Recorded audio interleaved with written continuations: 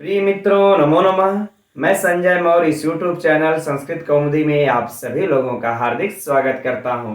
मित्रों, हम लोग अध्ययन कर रहे हैं महाकवि बाणभट्ट विरचित कादंबरी के मंगलाचरण का, और हम लोग कल की कक्षा तक क्रमशः इसके 5 श्लोकों तक का अध्ययन कर चुके हैं, और अब आज की कक्षा का इस 6वें श्लोक से अध्ययन प्रारंभ करना है। तो आप सभी लोग अपनी पुस्तक कादंबरी के मंगलाचरण का श्लोक संख्या 6 ओपन कर लीजिए। चलिए हम लोग परीक्षा की दृष्टि से अध्ययन प्रारंभ करते हैं। तो पहले एक बार हम लोग इसे पढ़ लेते हैं। कटुकुणन्तो मलदायकाः खलाः तुदन्ति अलम बंधन श्रृंखला इव मनस्तु साधु ध्वनिभिः पदे पदे हरन्ति संतो मणिनूपुरा इव। कह रहे हैं मित्रों इसमें महाकवि बाणभट्ट, देखिए हम लोग जो कल की कक्षा तक अध्ययन कर चुके हैं, तो महाकवि बाणभट्ट क्या करते हैं कि उन 4 श्लोकों में तो मंगलाचरण करते हैं, फिर 5वें श्लोक में यह दुर्जन की निंदा किए हैं, दुर्जन की निंदा किए हैं, ठीक है ना। अब इस 6वें श्लोक में देखिए क्या कर रहे हैं कि जो दुर्जन और जो सज्जन होते हैं इनकी उपमा बता रहे हैं कि दुर्जन किस प्रकार होते हैं और सज्जन किस प्रकार होते हैं, वो क्या कार्य करते हैं। तो परीक्षा की दृष्टि से मित्रों थोड़ा सा है महत्वपूर्ण श्लोक, तो देखते हैं इसको हम लोग। कह रहे हैं महाकवि बाणभट्ट की कटु कटु कटु अर्थात मित्रों कर्कश, अर्थात क्या होगा कर्कश।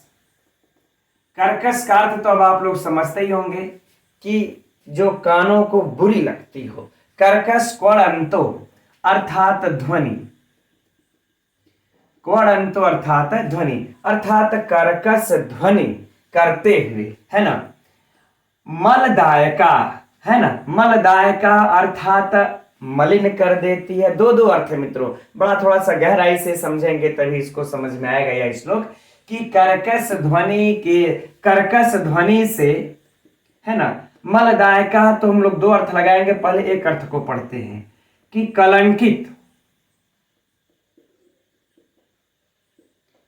कलंकित कर देते हैं, है ना, कलंकित कर देते हैं। कौन? खला माने दुर्जन लोग, दुर्जन लोग, है ना, दुर्जन। अब आगे अगर दुखला तुदंती अलम, तुदंती मतलब पीड़ित करते हैं, तुदंती अर्थात मित्रों पीड़ित करते हैं, है ना। और अलम माने अत्यंत, क्या चीज? अत्यंत, या दुखित कर देते हैं, अत्यंत पीड़ा देते हैं, अत्यंत पीड़ित करते अर्थात दुखित कर देते हैं, ठीक। पहले इतने कोई समझिए। कर की कर्कश ध्वनि से कलंकित करते हुए दुर्जन लोग क्या करते हैं? अत्यंत पीड़ित करते हैं, अत्यंत पीड़ा पहुंचाते हैं। जो दुर्जन लोग होते हैं मित्रों एकदम कर्कश ध्वनि बोलते हैं, उनके ध्वनि में तो कोई मधुरता होती ही नहीं है ना। और कर्कश ध्वनि निकालते हैं और लोगों को क्या कर देते हैं? पीड़ित कर देते हैं, अत्यधिक पीड़ित करते हैं। अलम यहाँ पर मित्रों पर्याप्त अर्थ में होगा, अर्थात अत्यधिक, और तुदंती अलम तो अत्यधिक क्या करते हैं? पीड़ित करते हैं, है ना।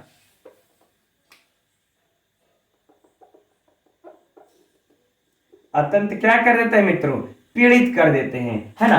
अब कह रहे हैं कि बंधन श्रृंखला, बंधन किसके समान पीड़ित करते हैं? कह रहे हैं कि बंधन श्रृंखला अर्थात मित्रों बांधने की जंजीर, जंजीर इव मने समान, ठीक। तो कह रहे हैं कि जंजीर के समान क्या करते हैं? जंजीर के समान वह अत्यधिक पीड़ित करते हैं। अब अर्थ को और अच्छे से समझिएगा कि देखिए कि कर्कश ध्वनि से कलंकित करते हुए दुर्जन लोग अत्यधिक पीड़ित कर देते हैं, किसके समान? तो जंजीर के समान। अब जंजीर के समान कैसे करते हैं पीड़ित मित्रों?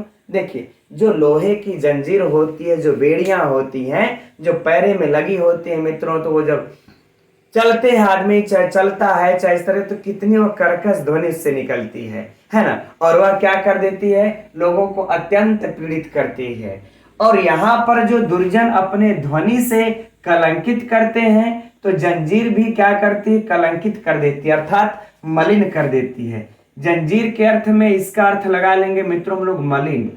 बात को समझिएगा किस प्रकार से, जहां पर देखिए जंजीर की बेड़ियां लग जाती हैं वहां पर आगे पीछे करते करते वो शरीर का अंग काला हो जाता है। वहां पर कैसा हो जाता है? काला हो जाता है। तो जो जंजीर होती है तो कर्कश ध्वनि निकालते हुए उस अंग को मलिन कर देती है, उस अंग को मलिन कर देती है। ठीक उसी प्रकार से दुर्जन लोग क्या करते हैं कि कर्कश ध्वनि से लोगों को कलंकित कर देते हैं, लोगों को कलंकित कर देते हैं। और कलंकित कर देते भाई, तो चाहे अब जंजीर कलंकित करेगी तो भी पीड़ा होगा, अब मलिन करेगी तो भी पीड़ा होगा। और दुर्जन यदि वह कलंकित करते हैं अपने कर्कश ध्वनियों से तो भी व्यक्ति पीड़ित होगा। आगे बातें समझ में फिर से देख लेते हैं। कह रहे हैं कि जो कर्कश ध्वनि से कलंकित करते हुए दुर्जन लोग है ना, अत्यंत पीड़ित कर देते हैं जंजीर के समान। जिस प्रकार से जंजीर कर्कश ध्वनि निकालते हुए उस मलिन करते हुए लोगों को अत्यंत पीड़ा पहुंचाती है। फाइनल ठीक। अब इसके प्रति सज्जन लोग क्या करते हैं? संतो यानी कि सज्जन लोग क्या करते हैं? करें मनः तू, मने मन को अर्थात हृदय को, है ना, करें कि हृदय को साधु ध्वनि भी, साधु मतलब मित्र होगा यहां पर हम लोग अर्थ लगा लेंगे मनोहर, है ना, मनोहर ध्वनियों के द्वारा, है ना, मनोहर ध्वनियों से, ध्वनि से पदे पदे, यानी कि पदे पदे का दो अर्थ यहां पर हो जाएगा। ठीक, जैसे यहां पर मलदायका का एक बार हम लोग लिए थे दुर्जन के अर्थ में कलंकित और जंजीर के अर्थ में मलिन, तो यहां पर भी पदे पदे का मित्रों दो अर्थ होगा, दो अर्थ हो जाएगा। तो एक अर्थ क्या लगा लेंगे सज्जन के अर्थ में कि प्रत्येक शब्द के द्वारा, प्रत्येक शब्द से, प्रत्येक शब्द से क्या कर देते हैं? हरंति माने हर लेते हैं, है ना, हरंति अर्थात हर लेते हैं।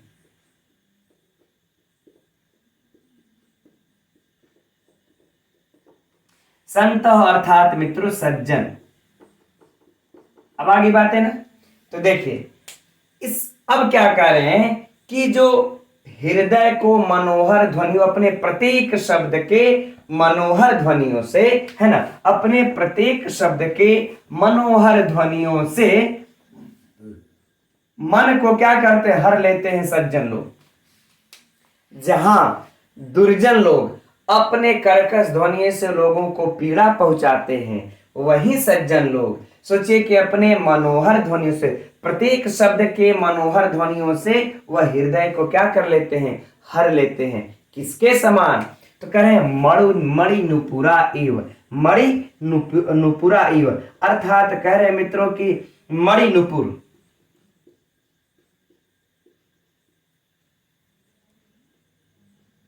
है ना, करे मणि नुपुरा इव अर्थात मणि नुपुर के समान।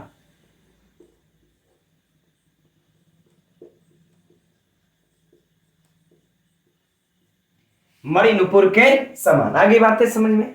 अब देखिए मणि नुपुर के समान, अब इसके भावार्थ को समझिए कि जैसे मणि नुपुर मतलब मित्र जो कामिनियां होती हैं, जो सुंदरियां होती हैं, जब वह अपने पैरों में मणि युक्त जो नुपुर होते हैं, जो पायल होते हैं, उनको जब बांध लेती हैं, तब वह कैसे चलेंगे? पदे पदे अर्थात प्रत्येक पद के द्वारा। अब इसके अर्थ में ले लेंगे प्रत्येक पद कह ले या कदम कह ले, प्रत्येक कदम के द्वारा, है ना, जब वह जैसे ही चलती हैं तो उनकी नुपुर की आवाज छम छम छम बजती है। तो एक एक कदम जैसे ही चलेंगी उनके कदमों से जो नुपुरों की जो ध्वनियां निकलती हैं, वह प्रत्येक पद पर जो ध्वनि होती है, जो मनोहर ध्वनि होती है, वह क्या करती है कि हम लोगों के हृदय को हर लेती है। ठीक उसी प्रकार से सज्जन लोग भी अपने प्रत्येक शब्द के मनोहर ध्वनियों से हृदय को हर लेते हैं। आगे बातें समझ में। एकदम सरल सा है मित्रों, बड़ा ही सुंदर श्लोक है यह। ठीक, तो इस श्लोक में महाकवि बाणभट्ट दुर्जन की उपमा बताते हैं और सज्जन की उपमा। चलिए अच्छा पहले पूर्ण अर्थ को देख लेते हैं। तो कह रहे हैं कि कर्कश ध्वनि से कलंकित करते हुए दुर्जन लोग दुर्जन लोग लोगों को अत्यंत पीड़ित करते हैं, जंजीर श्रृंखला अर्थात जंजीर के समान, है ना। जिस प्रकार से जंजीर कर्कश ध्वनि से लोगों को मलिन कर देती है, उसी प्रकार मलिन करते हुए पीड़ित करती है, उसी प्रकार से दुर्जन लोग भी। बातें करते हैं सज्जन की, तो कह रहे हैं सज्जन लोग अपने प्रत्येक शब्द से, प्रत्येक शब्द मनोहर ध्वनियों से युक्त प्रत्येक शब्द के द्वारा लोगों के हृदय को हर लेते हैं, आनंदित करते हैं। मणि नूपुर के समान, जैसे मणि नूपुर पहनी हुई कोई भी सुंदरी प्रत्येक पद पर चलती है तो उसके मधुर ध्वनियों से लोगों के हृदय को आनंद होता है। आगे बातें समझ में। अब मित्र यहां पर परीक्षा का लिए जो प्रश्न होगा, देखिए परीक्षा का जो प्रश्न हो जाएगा, पहला प्रश्न तो यह हो जाएगा कि खल, ये जो दुर्जन की उपमा महाकवि बाणभट्ट किससे देते हैं? दुर्जन की उपमा महाकवि बाणभट्ट किससे देते हैं? तो किससे दिए हैं मित्रों? जंजीर के ध्वनि के समान। किससे दिए हुए हैं? क्या कह रहे हैं कि जंजीर के समान। और सज्जन की उपमा किससे देते हैं? तो कह रहे हैं कि सज्जन की उपमा मणि नुपुरा अर्थात मणि के ध्वनि के समान दिए हैं। इस प्रकार से मित्रों यह बड़ा ही महत्वपूर्ण प्रश्न बन जाएगा ये दोनों। और जो तीसरा प्रश्न बनेगा इससे अलंकार को लेकर के क्या हो जाएगा मित्रों? यहाँ पर उपमा अलंकार, पूर्णोपमा अलंकार। यहां पर भी कौन सा अलंकार है? यहां पर भी मित्रों हम लोगों का उपमा अलंकार है ना। एकदम यह हम लोगों के 4 प्रश्न एकदम भयंकर परीक्षा के लिए महत्वपूर्ण है, राइट। अब बात कर लेंगे मित्रों हम लोग इसमें गुण की, तो प्रसाद गुण है ना, वैदर्भी रीति है, बड़े समास दिख नहीं रहे हैं तो वैदर्भी रीति है, वंशज छंद है। अब बाकी इसमें मित्रों जो बात करते हैं हम लोग इसकी व्याकरणात्मक टिप्पणी की, तो देखिए मुझे नहीं लगता है कि वो टीजीटी परीक्षा के लिए आवश्यक है व्याकरणात्मक टिप्पणी, ठीक है, क्योंकि ये तो मंगलाचरण है, तो मंगलाचरण में ये सब प्रश्न पूछे जाते हैं, व्याकरणात्मक टिप्पणियां नहीं पूछी जाएंगी। इसलिए हम लोग थोड़ा सा स्पीड में पढ़ते हैं। 3 दिनों में हम सोच रहे हैं कि इसको 4-4 श्लोक पढ़ करके इसको समाप्त कर दिया जाए जल्दी से, कि हम लोग शुक्नासोपदेश की तरफ बढ़ सकें, राइट। हाँ, एक चीज और जो परीक्षा के लिए प्रश्न आएगा कि 6वें श्लोक में महाकवि बाणभट्ट ने क्या किया है? तो दुर्जन सज्जन दुर्जन की उपमा इस प्रकार से देते हैं। फाइनल, आगे बढ़ते हैं। तो देखते हैं इस 7वें श्लोक को। सुभाषितम हारी विशति यधो गलात न, दुर्जनः अर्क रिपुः इव अमृतम, तदेव धत्ते हृदयेन सज्जन, हरि महारत्नम इव अति निर्मलम। इस श्लोक में भी मित्रों महाकवि बाणभट्ट दुर्जन की निंदा और सज्जनों की प्रशंसा कर रहे हैं उपमा देते हुए। किस प्रकार से उपमा देते हुए दुर्जनों की निंदा और सज्जनों की प्रशंसा कर रहे हैं, देखते हैं हम लोग इस श्लोक में। तो कह रहे हैं कि सुभाषितम, हारी मने मनोहर, क्या करे? मनोहर। सुभाषितम माने सुभाषित, तो मनोहर सुभाषित, राइट। और विशति अधो, अध अर्थात विशति माने प्रवेश करता है, उतरता है ना। तो हम लोग अर्थ लगा लेंगे कि उतरता है मित्रों, तो अन्वय बड़ा बढ़िया बैठेगा। उतरता है, अध माने नीचे, और गलात, गलात न, है ना, तो इधर कर लेंगे तो गले से, कहा? गले से, और न मने नहीं। हो गया अर्थ स्पष्ट कि मनोहर सुभाषित गले से नीचे नहीं उतरता है, ठीक। प्रश्न और फिर से समझिए इसको कि मनोहर सुभाषित जो होता है वह गले से नीचे नहीं उतरता है। किसके? दुर्जनः, दुर्जन के। करे अगर कोई भी मनोहर वचन और सुंदर वचन यदि किसी आप दुर्जन को यदि सुनाते हैं तो उसके वो गले से नीचे नहीं उतरेगा। अब किसके समान अब उपमा दे रहे हैं? तो ये तो निंदा हो गई मित्रों, यह क्या हो गई? निंदा हो गई। कह रहे दुर्जन के गले से नीचे सुभाषित नीचे नहीं उतरता है, ये निंदा हो गई दुर्जन की। अब उपमा दे रहे हैं, करें कि अर्क रिपुः, अर्क रिपु, अर्क माने क्या होता है? सूर्य। सूर्य का शत्रु, रिपु माने शत्रु।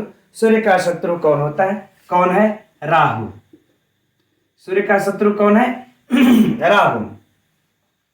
और रिपु इव, इव माने राहु के, और इव अर्थात समान, और अमृतम माने अमृत। अर्थात जैसे राहु के गले के नीचे अमृत नहीं उतरा, उसी प्रकार से नहीं उतरता है, उसी प्रकार से दुर्जन के गले के नीचे ये मनोहर सुभाषित नहीं उतरता है। अब कहा अमृत तो राहु पिया, लेकिन गले से नीचे कहाँ उतरा? गले में ही अटका रह गया। ठीक, कितनी देखिए कितनी सटीक ये कवि लोग होते हैं मित्रों। उपमा को देखिए कितना सटीक ढूंढ करके लगाते हैं कि हम लोग जब अध्ययन करते हैं तो बरबस ही मुंह से निकल पड़ता है, वाह वाह वाह वाह, क्या आपकी विद्वत्ता है महाकवि बाणभट्ट, कविता कानन केसरी बाणभट्ट। चलिए आगे बढ़ते हैं।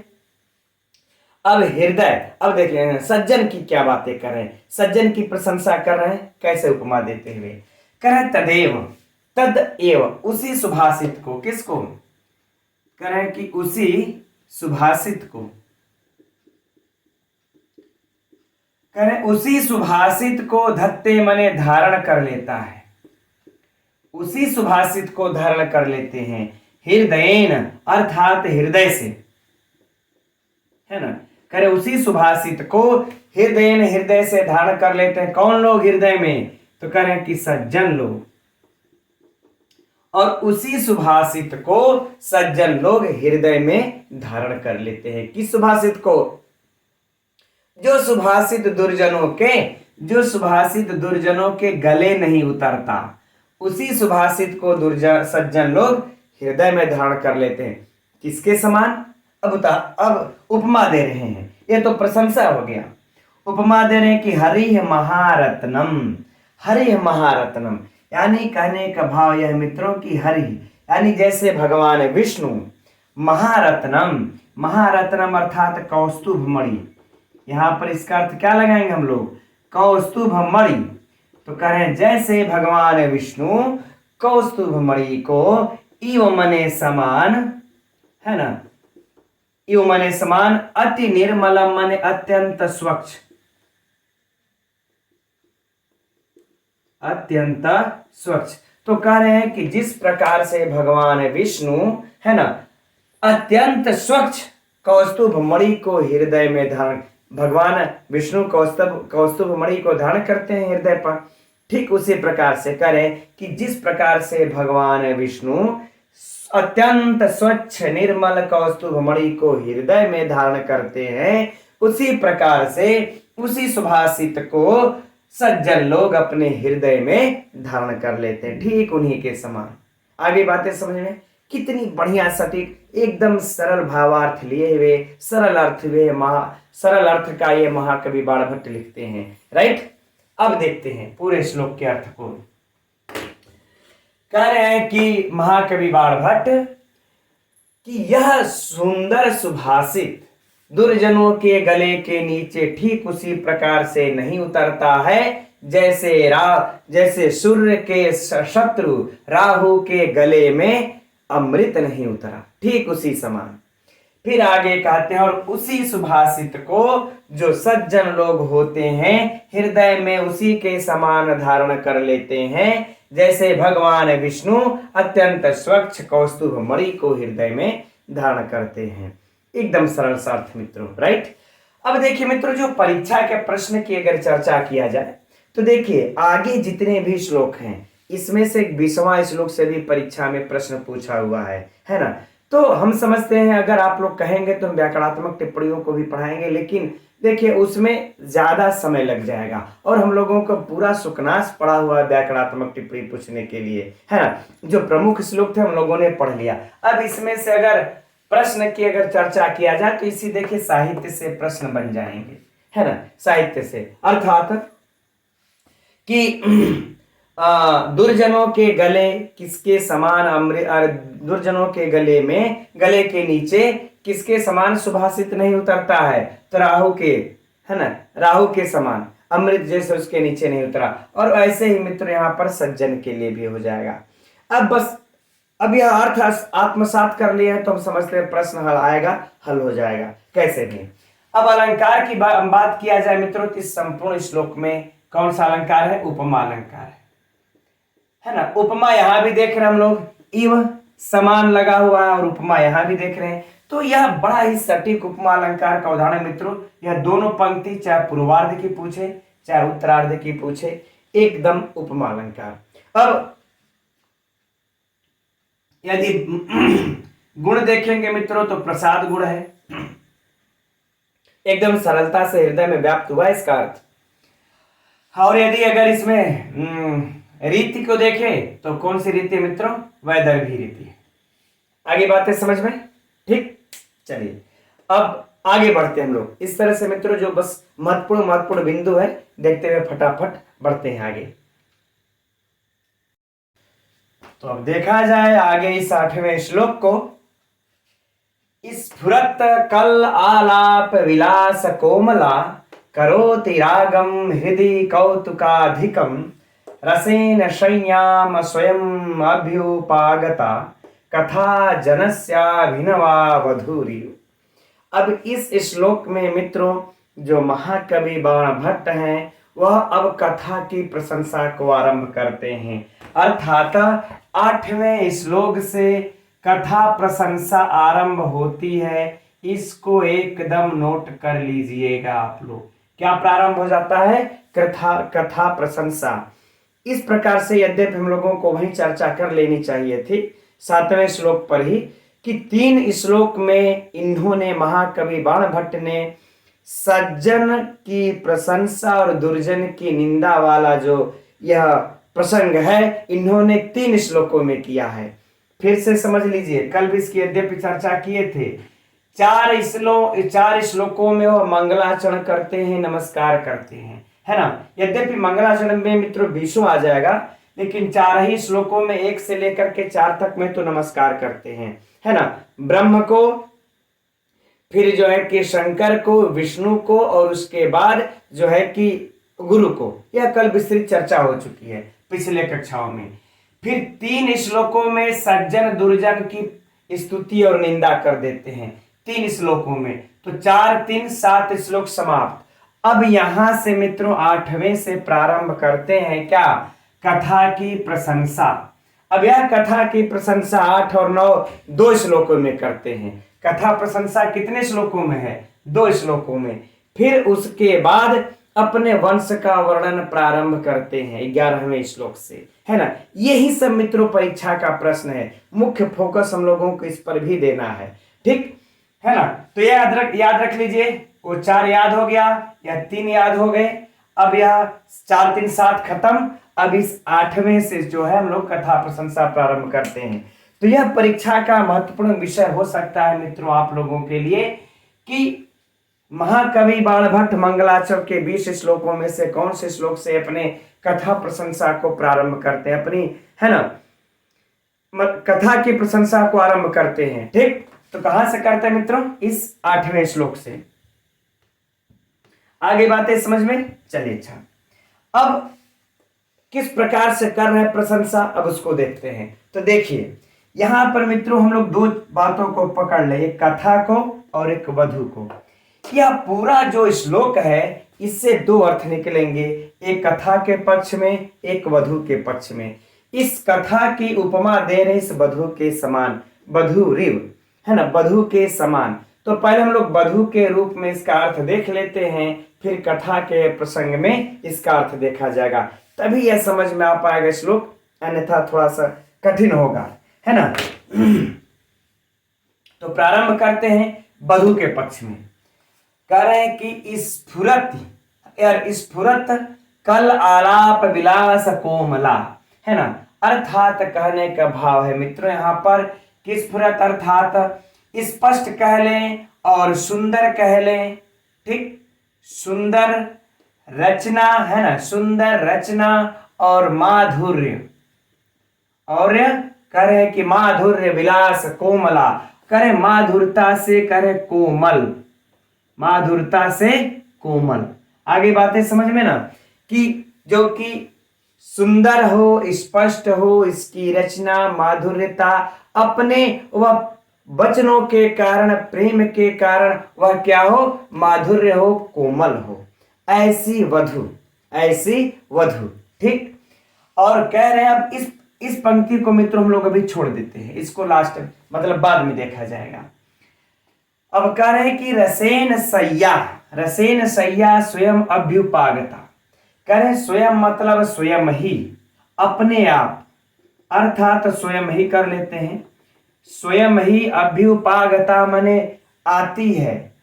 कहां आती है, स्वयं ही आती है। कहां पर, सैया मतलब पलंग के पास या पलंग पर, है ना, अर्थात सैया पर कह ले हम लोग, यह भी कोई समस्या नहीं है। ठीक, सैया पर।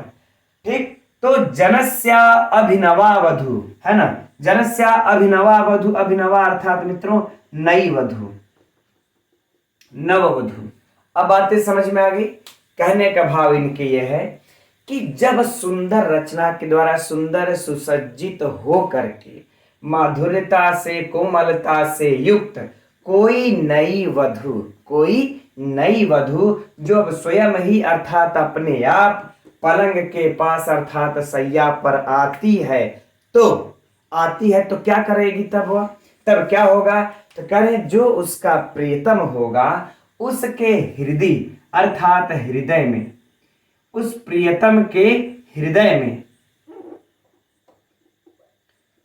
उस प्रियतम के हृदय में क्या उत्पन्न हो जाएगा, राग उत्पन्न होगा, कौतुकाधिकम, कौतुक उत्पन्न होगा, और रस, तो करें रस और राग, है ना, अर्थात प्रेम, प्रेम उत्पन्न हो जाएगा, और कौतुकाधिकम अर्थात कौतुक, अर्थात कौतुक, कौतूहल। आगे बातें समझ में कि जब कोई प्रियतम अर्थात उसके मन में अब जो भावनाएं होंगे आप लोग समझ सकते हैं कि कोई भी प्रियतम अगर पलंग पर, सैया पर अपनी प्रेमिका का, नई वधु का, है ना, नई वधु कैसे लेकर है, जो पहली बार, क्या पहली बार, नई वधु का, नववधु कहने का भाव क्या इनके कि प्रथम बार, है ना, उससे फिर वह कभी ना मिला हो, ऐसा पहली बार जब वह नई वधु स्वयं ही इस प्रकार से सुंदर रचना के साथ सज धज करके, कोमलता से युक्त होकर के अगर स्वयं ही उसके सैया पर आती है, तो स्वाभाविक सी बात है मित्रों कि उसके हृदय में उसका जो प्रेमी है ना, पति है, उसके हृदय में वह कौतुक को, राग को, रस को उत्पन्न करोति मने करती है। ठीक। अब ठीक, अब ये तो वधु की बातें हो गई। अब हम लोग इसी को ले लेते हैं कथा के पक्ष में। अब कथा के पक्ष में चलते हैं कि जो कथा करें इस स्फुरत अर्थात स्पष्ट, अर्थात स्पष्ट, है ना, कल आलाप, स्पष्ट और सुंदर रचनाओं और माधुर्यता से कोमल, यह भी वहीं ले लेंगे। यहां पर मित्रों सुंदर रचना हो जाएगी और वहां पर उसकी सुंदर शारीरिक बनावट हो जाएगी, सुंदरता, अलंकार इत्यादि के प्रयोग से वह सुंदर दिखाई हो जाएगी, है, सुंदर दिखाई पड़ेगी वधु के पक्ष में। लेकिन कथा के पक्ष में क्या ले लेंगे, करेंगे स्पष्ट सुंदर रचना अर्थात माधुर्यता से कोमल, ऐसी कथा हो।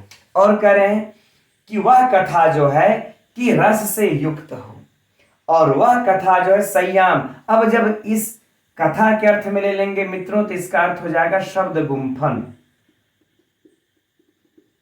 शब्द गुंफन, कि उसका जो शब्द गुंफन हो वो स्वयं ही बन पड़ा हो, है ना, स्वयं ही आता हो ऐसा शब्द गुंफन से सुसज्जित, है ना। और कह रहे हैं कि फिर कथा के अर्थ में ले लेंगे नव कथा, जनस्य माने लोगों की। देखिए अब नया कथा जब हम सुनेंगे, आप हमको कोई भी कहानी सुना रहे हो तो जब हमारे लिए वह नया, हमने कभी पहले नहीं सुना, तभी हम उसको सुनेंगे तो हमारे अंदर रस, कौतुक, राग इत्यादि उत्पन्न होगा, है ना। अब उसको 1 2 4 बार सुन चुके हैं, फिर उसी को सुनाएंगे तो हमारे अंदर कौतूहल थोड़ा उत्पन्न होगा कि अब इसके आगे क्या होगा, इसके आगे क्या होगा। अब ऐसा थोड़ा ना उत्पन्न होगा, जब नया कथा रहेगी तभी तो हमारे अंदर यह उत्पन्न कर पाएगा। तो ही बातें करें, इसीलिए इन्होंने कहा कि नव कथा, जैसे नववधु वैसे ही नव कथा। ठीक। अब यहां से देखते हैं फिर से कि स्पष्ट सुंदर रचना माधुर्यता से कोमल से युक्त रस आदि से और शब्द गुम्फन से युक्त नव कथा लोगों के हृदय में कौतुक और प्रेम, और यहाँ पर रस का जब ले लेंगे मित्रों तो क्या हो जाएगा, श्रृंगार इत्यादि रस। श्रृंगार इत्यादि रस को, जो श्रृंगार करुण इत्यादि जो हम लोगों के साहित्य के जो रस हैं, उन रसों को वह उत्पन्न कर देती है। ठीक, कितनी अच्छी रचना की है मित्रों यहाँ पर महाकवि बाणभट्ट की। एक तरफ नई वधु, अगर नई वधु होगी तभी उसके अंदर कौतूहल को उत्पन्न करेगी, उसी प्रकार से नई कथा ही रहेगी तभी उसके अंदर कौतूहल को उत्पन्न करेगी। जिस प्रकार से नई वधु हो और वह सुंदर सुसज्जित हो, श्रृंगार इत्यादि से सुसज्जित हो, तभी उसके मन में कौतूहल उत्पन्न हो और उसके मन में प्रेम उत्पन्न होगा। अगर वह पिशाचियों की तरह अगर बाल अगर करके चली आएगी तो उसके मन में कहाँ प्रेम जागृत होगा, प्रेम के बजाय उसके मन में भय जागृत हो जाएगा। उसी प्रकार से कथा भी जब सुंदर रचना माधुर्य से कोमल रहेगी तभी उसके अंदर प्रेम को रस को जागृत कर पाएगी, अन्यथा लोगों के मन में वह रस को जागृत नहीं कर पाएगी। तो कितनी यह सटीक यहाँ पर उपमा दिए हुए हैं, राइट। तो चलिए एक बार संपूर्ण अर्थ को ये पुनः देख लेते हैं। कह रहे हैं महाकवि बाणभट्ट कि जिस प्रकार से सुंदर सुसज्जित माधुर्य कोमल से युक्त नववधु जब स्वयं ही सैया पर तक चल करके आती है तो अपने प्रेमी के हृदय में, अपने प्रियतम के हृदय में कौतुक, प्रेम, रस इत्यादि का उत्पन्न कर देती है, उसी प्रकार से यह नव कथा जब स्पष्ट सुंदर रचना और माधुर्य कोमलता से युक्त होता है और शब्द गुम्फन श्रृंगार इत्यादि रसों से युक्त होता है तो वह भी लोगों के हृदय में कौतुक, प्रेम और श्रृंगार आदि रसों को उत्पन्न कर देता है, राइट। अब रह गई बात मित्रों इसमें फिर से वही बातें कि इसमें से जो प्रश्न आएगा, तो हम लोगों ने प्रश्न की चर्चा पहले ही कर लिया कि कथा प्रशंसा कहाँ से उत्पन्न होते हैं, तो यहाँ से, या फिर यह जो महत्वपूर्ण एक और प्रश्न जो बनेगा परीक्षा के लिए, यह मित्रों श्लोक रख दिया जाएगा, है ना। हर दृष्टि से अध्ययन कर लेना है मित्रों। यह श्लोक रख लिया जाएगा और कहेगा कि इस श्लोक में महाकवि बाणभट्ट ने किसकी प्रशंसा या किसका वर्णन किया है, कथा प्रशंसा किया है, दुर्जन निंदा किया है, या फिर सज्जन प्रशंसा किया है, या फिर नमस्कार किए, या फिर वंश का वर्णन किए। तमाम से विकल्प हैं, इससे संबंधित वह दे सकता है। तो किसका प्रशंसा कर रहे हैं मित्रों, यहाँ पर कथा की प्रशंसा की है। एक दो पंक्ति रख देगा बस, इससे ज्यादा परीक्षा में नहीं, ये नहीं रखा जाएगा, राइट। और बाकी यह बातें तो हो ही चुकी है। कथा प्रशंसा किस श्लोक से प्रारंभ करते हैं, 8वें। इस श्लोक में अलंकार कौन सा है मित्रों, उपमा अलंकार हम लोगों को स्पष्ट रूप में यहाँ पर दिखलाई पड़ रहा है, कोई संशय नहीं है, राइट। चलिए अब और आगे कुछ इसमें। अब बाकी व्याकरणात्मक टिप्पणी पर मित्रों है नहीं विशिष्ट वैसा, इसमें तो वैसे भी नहीं है जो कि परीक्षा के लिए महत्वपूर्ण हो। बाकी प्रसाद गुण है, पांचाली रीति है। और चलिए अब हम लोग आगे बढ़ते हैं, एक श्लोक और पढ़ लेते हैं आज। तो देखते हैं अब इस 9वें श्लोक को। हरन्तिकं न उज्ज्वल दीपकोपमहि नवहि पदार्थै उपपादिताः कथा निरंतर श्लेष घनाः सुजातयो महास्रजः चंपककुड्डमलैः इव। अब मित्रों देखिए इस श्लोक में महाकवि बाणभट्ट कैसे कथा की प्रशंसा कर रहे हैं। तो देखिए थोड़ा सा श्लेष लिए हुए यह श्लोक है मित्रों, तो थोड़ा सा समझने में कठिनता होगी, लेकिन चलिए हम लोग ध्यान से थोड़ा सा इसको समझते हैं।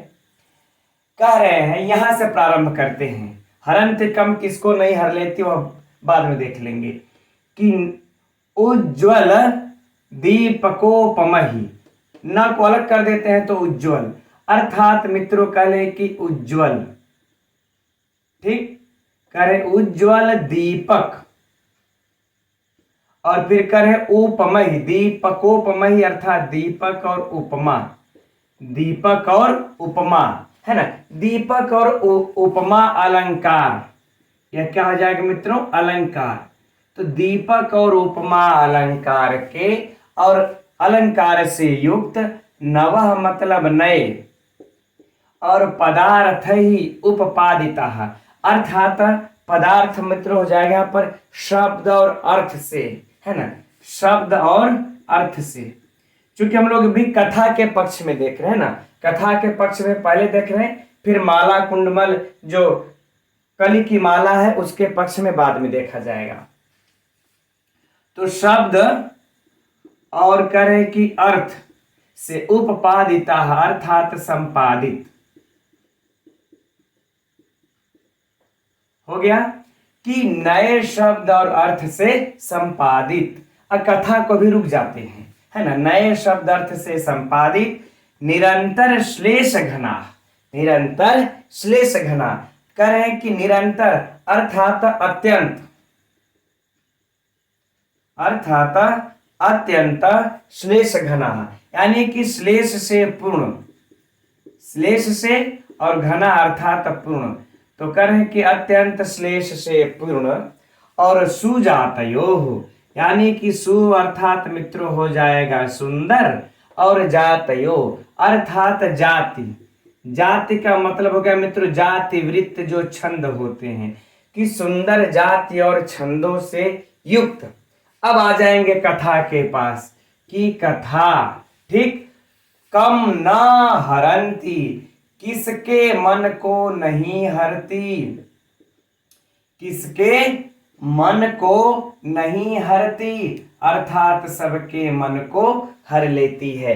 अगर एक पंक्ति में मित्रों समझा जाए तो सीधी सी बात है कि सुंदर कथा किसके मन को नहीं हरती, अर्थात सुंदर कथा सबके मन को हर लेती। लेकिन कैसी कथा, अब देखिए इस कथा का ही सब विशेषण बता दिए हैं, बस इतने सरल शब्दों से मित्रों, इससे ज्यादा अब सरल तो हम समझ रहे नहीं हो सकता कि कैसे। तो कर रहे हैं कि अब देखिए कैसी कथा, बस एक शब्दों में फिर से समझिए कि कथा मन को हर लेती है, किसके मन को नहीं हरती, अर्थात कथा सुनने पर सबके मन को हर लेती है। लेकिन प्रश्न उठता है कि कैसी कथा सबके मन को हरती है। तब देखिए कह रहे हैं कि ऐसी कथा जो कि उज्जवल दीपक और उपमा अलंकार इत्यादि छंदों से युक्त हो, वो कथा सबके मन को हर लेती है। फिर कहते हैं कि नए और शब्द अर्थ से संपादित जो हो, ऐसी कथा जो है कि सबके मन को हर लेती, अर्थात किसके मन को नहीं हरती। अब आगे कहते हैं अत्यंत श्लेष से पूर्ण जो कथा होती है वह जो है किसके मन को नहीं हरती, अर्थात सबके मन को हर लेती है। और सुंदर जाति वृत्त से युक्त कथा जो है कि सबके मन को हर लेती है। आगे बातें समझ में। तो अगर कथा की दृष्टि से देखा जाए तो मित्रों कितना बातें हो गया, एक हम लोगों को यहां पर दिखाई पड़ गया कथा की विशेषता, दो दिखाई पड़ गया, और तीन दिखाई पड़ गया, और एक चार। तो कहने का भाव है कि इन चार विशेषणों से युक्त जो कथा है वो किसके मन को नहीं हरती, अर्थात सबके मन को हर लेती है। हो गई बातें। अब हम लोग चलते हैं मित्रों इधर माला वाले के पक्ष में, कि वह माला भी सबके मन को हर लेती है। तो कौन सी माला सबके मन को, किसके मन को नहीं हरती, कैसी माला। देखते हैं ना जब मित्रों, जब माला बड़ा सुंदर सा दिख लेते हैं हम लोग तो कहते हैं वाह वाह वाह कितना सुंदर माला है ये ना, हम लोगों के मन को हर लेती है। अब कौन सी माला, अब देखते हैं उसका। तो कह रहे हैं कि उज्जवल दीपक, है ना, अब यह फिर से हो जाएगा उज्जवल दीपक के समान, उज्जवल दीपक के समान, है ना, क्या उज्जवल दीपक के समान, चलिए लिख लेते हैं इसको भी समान। अब थोड़ा सा मित्रों हम लोग यहां आ जाएंगे, चंपक कुंडमल, है ना, चंपक कुंडमल, यानी कि चंपक की कलियां, जो चंपक की कलियां है वो कैसी हैं, तो उज्जवल दीपक के समान है। ऐसी कलियों को तोड़ करके माला बनाइए जो चंपक की कलियां भी है, तो ऐसी कलियां हो जो कि उज्जवल दीपक के समान हो, है ना। तो चंपक की कलियां,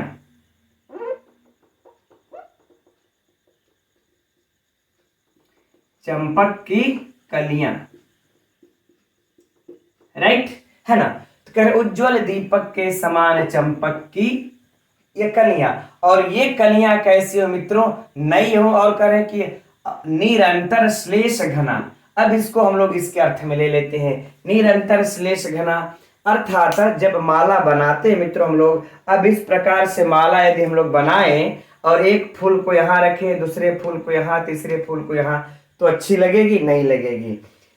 यानी कि निरंतर अर्थात लगातार गूंथी गई हो, एक के ऊपर एक, एक के ऊपर एक, ऐसी बनी हुई हो माला। वह कैसी बनी हो? तो करें निरंतर श्लेष। श्लेष मतलब चिपका, श्लिष्ट का मतलब क्या होता है? चिपकना, यानी कि लगातार चिपकी हुई हो। तो यह माला के पक्ष में क्या हो जाएगा कि घनी, सघन, है ना। यूं कह लें बस एक लाइन में मित्रों हम लोग, एक शब्द में, तो सघन और सुंदर जाति वृत्त सुजातयो। तो ये अब इस माला के चंपक के अर्थ में ले लेंगे, है ना। तो कह रहे हैं कि सुजाति अर्थात इसके समान जाति वाले फूलों से भी। अब देखिए माला भी मित्रों जब हम लोग बनाते हैं तो उसमें पुष्पों का भी, अगर एक ही पुष्प के अलावा हम लोग दूसरे पुष्प लगाते हैं तो उसमें कॉम्बिनेशन होना चाहिए। ऐसा नहीं हो कि एक तो हम लगा रहे हैं उसमें जो है कि चंपक की इस ये कली को लगा रहे हैं, तो इसके जो सजातीय पुष्प हैं अर्थात चमेली इत्यादि, तो उनको आप लगा लीजिए। ऐसा ना कि एक ठो लगा दे फिर सदाबहार का पुष्प उसी में लगा दें हम, तो अब वह माला थोड़ा सुंदर लगेगी। एक तरफ चंपक की कलियां रहे, दूसरी तरफ सदाबहार लगा दीजिए, तो नहीं। तो कहने का भाव यह है कि ये जो चंपक जो माला हम गूंथ रहे हैं वह अत्यंत श्लिष्ट हो, घनी हो, चिपकी हुई हो, और उसमें सुजाते हो, उसी के जाति वाले चमेली इत्यादि के पुष्प लगे हों, और महासृज अर्थात बड़ी माला, बड़ी माला। यह बड़ी माला जिस प्रकार से, है ना, बड़ी माला जिस प्रकार से जैसे लोगों के किसके मन को नहीं हर लेती। अब ऐसी माला, और जरा ध्यान से समझिएगा, यह माला मित्रों कैसी हो? करें चंपक की कलियों से बनी हुई हो। कैसी चंपक की कलियों से? तो उज्जवल दीपक के समान चंपक कलियों से बनी हुई माला किसके मन को नहीं हर लेती। और कैसी माला? करें अत्यंत सघन हो और उसमें अत्यंत चिपके हुए फूल गुथे हुए हों, तो ऐसी माला किसके मन को नहीं हर लेती। और कैसी माला? तो करें जिसमें उसी के सजाती वाले पुष्प चमेली इत्यादि वाले लगे हों, तो ऐसी माला किसके मन को नहीं हर लेती, अर्थात सबके मन को। तो जैसे मित्रों इस प्रकार की माला सबके मन को हर लेती है, उसी प्रकार से यह कथा भी, इस प्रकार की कथा भी सबके मन को हर लेती है। आगे बातें समझ में? अच्छा, अब संपूर्ण अर्थ को एक बार पुनः बोल ले हम लोग। कह रहे हैं गला भी मित्रों बैठ जा रहा है, देख रहे 6-6 घंटे चिल्ला दीजिए वहां कॉलेज में, और फिर यहाँ पर लगभग 2 घंटा यहाँ पर घर पे आकर के। तो खैर चलिए, अच्छा देखते हैं क्या है संपूर्ण अर्थ को। कह रहे हैं कि उज्जवल दीपक और उपमा अलंकारों से युक्त, नए शब्द अर्थ से संपादित, और कह अत्यंत श्लेष से पूर्ण, है ना, और सुंदर जातियों से युक्त कथा किसके मन को नहीं हर लेती है। ठीक उसी के समान जैसे कि उज्ज्वल दीपक के समान चंपक की कलियों से युक्त, अत्यंत सघनता से गूंथे गए, सुंदर जातियों वाले चमेली इत्यादि पुष्पों से युक्त बड़ी माला लोगों किसी के मन को नहीं हर, मतलब लोगों के मन को नहीं हर। आगे बातें समझ में? जैसे यह लोगों के मन को हर लेती है वैसे वो भी हर लेती है। बात फाइनल? चलिए अब इसमें मित्रों हम लोग परीक्षा के लिए प्रश्न ढूंढते हैं। तो पहली बात यही हो गई कि यह भी श्लोक में मित्रों क्या है? कथा प्रशंसा। यह भी नोट कर लीजिएगा, यह किसमें है? यह भी पंक्ति रख करके पूछा जा सकता है कि यह श्लोक किससे संबंधित है। तो यह इसमें महाकवि बाणभट्ट ने क्या किया है? कथा की प्रशंसा किया है। अब इस श्लोक से अगर अर्थ को पूछा, प्रश्न को पूछा जाएगा मित्रों, तो देखिए कथा, कैसी कथा लोगों के मन को हरती है? विकल्प 1 ए, विकल्प 2 नवहि पदार्था रूपपादिता, विकल्प 3 निरंतर श्लेष घना, विकल्प 4 सर्वे। तो क्या यह सभी कथाएं जो है हम लोगों के मन को हर लेती हैं। कैसी माला लोगों के मन को हर लेती है मित्रों, है ना? तो कैसी माला? इधर देख लीजिए, उज्ज्वल दीपक और उसके बाद निरंतर श्लेष घना सुजाते हो महासरज, है ना, चंपक कुड्ड मलही, ऐसी माला जो हम लोगों के मन को हर लेती है। अब रह गई मित्रों विशेष विशेषण की, थोड़ा सा इसमें स्पष्ट रूप से दिख रहा है, तो कथा का यह जो 4 हमने बता दिया, यह 4 उसका लगा लीजिएगा विशेषण। अब बाकी मित्रों ये इसके से ज्यादा हम समझते हैं कि आप लोगों को साहित्य से प्रश्न नहीं बनेगा। हाँ, अलंकार की चर्चा कर लेते हैं। अच्छा चलिए, तो मित्रों पहली बात है कि इसमें देखिए अर्थापत्ति अलंकार है। कौन सा अलंकार है? अर्थापत्ति अलंकार है। और इसके बाद आप लोगों को उपमा यहाँ पर स्पष्ट रूप से दिख रही होगी, इसमें कोई संशय नहीं है ना। तो उपमा भी है, अगर उपमा आ जाए तो उपमा मार लेंगे, नहीं तो फिर हम लोग अर्थापत्ति लगा लेंगे। राइट, तो हम समझते हैं मित्रों इसके साहित्य की दृष्टि से, चाहे रस की, अच्छा इसमें अगर देखा जाए तो शैली कौन, प्रसाद गुण है ना, प्रसाद गुण है। और इसमें देखिए कहा जाए तो वैसे मुख्य रूप से जो है किसमें वैदर्भी, लेकिन कहीं के आप लोगों को पांचाली रीति भी श्लोक में मिल जाएगा लिखा हुआ। ठीक, अब व्याकरणात्मक टिप्पणी रह गई मित्रों, तो उतना देखिए विशिष्ट नहीं है यह, इसलिए हम समझते साहित्य की दृष्टि से यह पूर्ण हो गया। ठीक, अब मित्रों 10वां श्लोक कल जो है कि वह 10वें श्लोक से अब कथा प्रशंसा प्रारंभ करते हैं। तो चलिए अब उसका अध्ययन हम लोग कल से प्रारंभ किया जाएगा। अब आज के लिए इतना ही रहने देते हैं, तब हम लोग कल मिलते हैं ठीक इसी समय 8 बजे ही, ठीक 10वें श्लोक के साथ, कथा प्रशंसा के साथ। तब तक के लिए मित्रों नमो नमः।